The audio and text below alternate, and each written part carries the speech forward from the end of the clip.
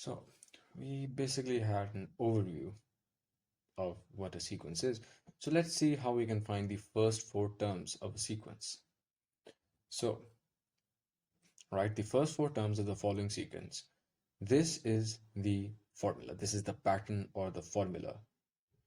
So just to tell you what this really means is, it means that if we want to find, for example, the sixth term in this particular sequence, we will obviously plug in 6 in place of the n's, as that is as n represents nth uh, the nth number of the sequence.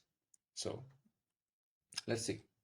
Well, you've been given this uh, sequence, and you'll obviously plug in 1, 2, 3, and 4, as those are the first four terms. So when you plug in n is equal to 1, you get 1 over 3. You'll plug in n is equal to 2, so you plug in 2 in place of the n's, and then you'll get 2 over 5. When you plug in n is equal to 3, you get the value of a3, which is 3 over 7. When you plug in n is equal to 4, you get the value of a4, and you plug in the 4's in place of the n's, and you get 4 over 9.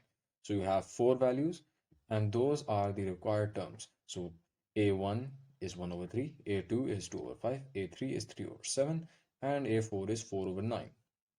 So these are the first four terms of this sequence given to us in the question. And that's about it really.